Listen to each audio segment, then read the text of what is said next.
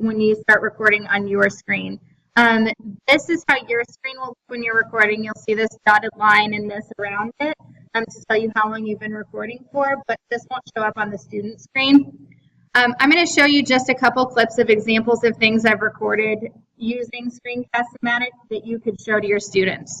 So as I mentioned when I talked about ways that you can use this, one way, and this is the way that John primarily used it, was he recorded his class lectures as he was giving them in class and uploaded them to My Big Campus. That way any student who is absent, he didn't have to sit one-on-one with that student. You know, we have a lot of students who are absent.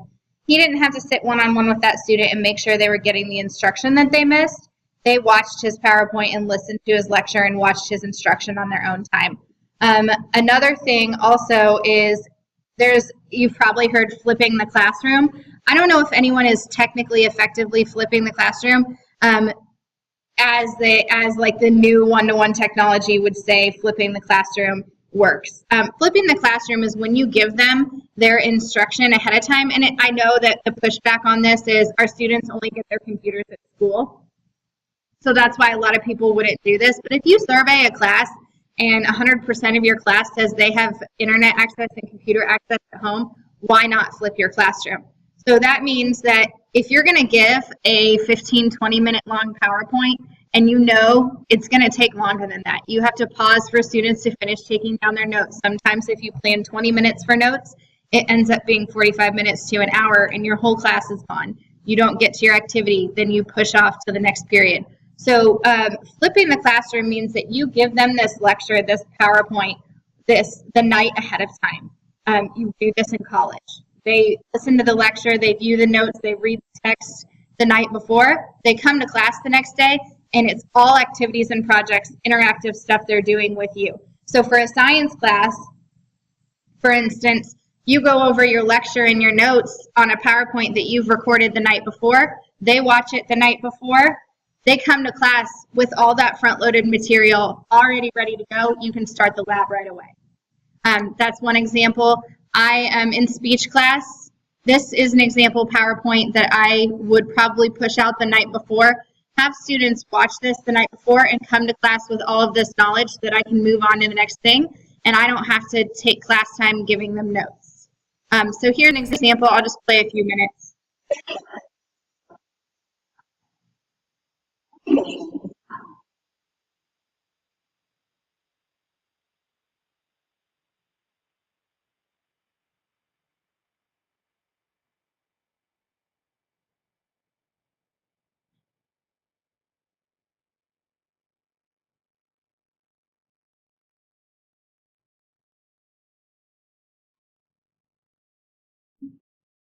So obviously I'm just going through the PowerPoint.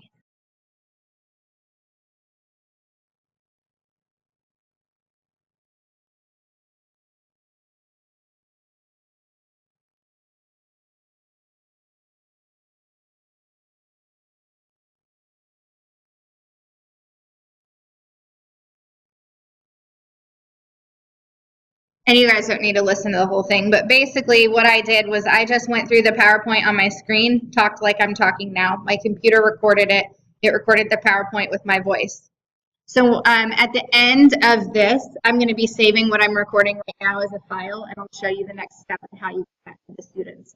But the next step would be after you record your screencast to save it as a file. It saves as a QuickTime file or as an MP4, and then you can share that on Canvas, Google Classroom. You can email it to an individual student, which brings me to my next example. So I don't know how many people have students create pieces of writing, but one thing for English that I think this would be really beneficial for is if you have a student, and yes, this is an actual paper that was written by a student that I had in a college course that I teach outside of Irvington. And he needed a lot of one-on-one time and a lot of one-on-one instruction. Luckily for me, he ended up being the only student in the class after everyone else dropped.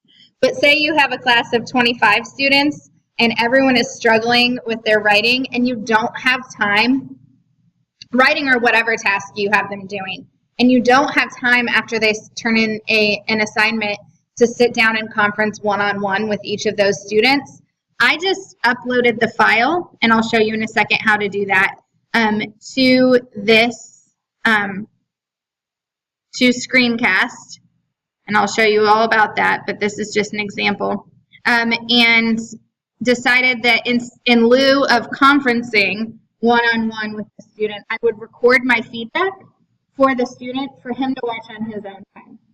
So here's this example.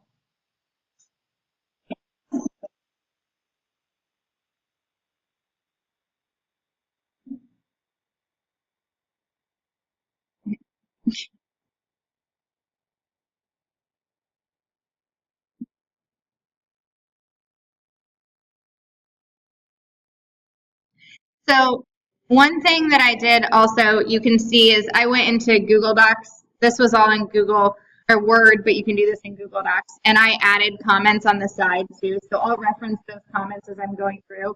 So this was really a multi-step process. I edited the paper for him, added the comments over here. Then I recorded the screencast to give him more feedback based on my comments.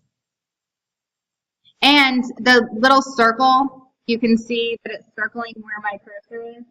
Screencastomatic automatically does that for you, so they can follow along where you're pointing in a document, which I think is pretty cool.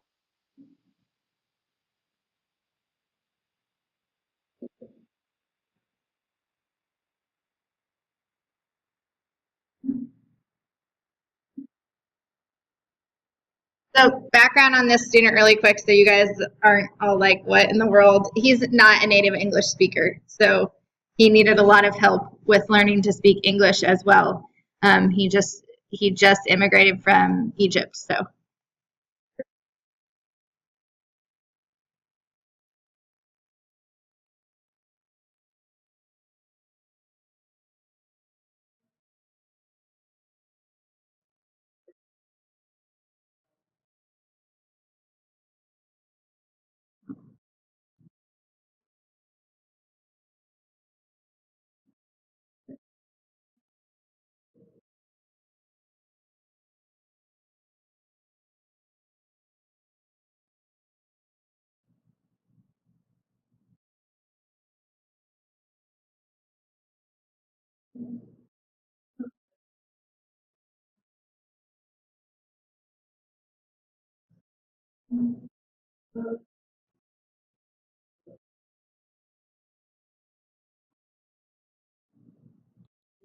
So this is an example of another way you can use screencastomatic. You can record anything you're doing on a screen to provide feedback to the student. So if you don't want to type a lot of lengthy comments, you can then just record your thoughts as you're grading their paper.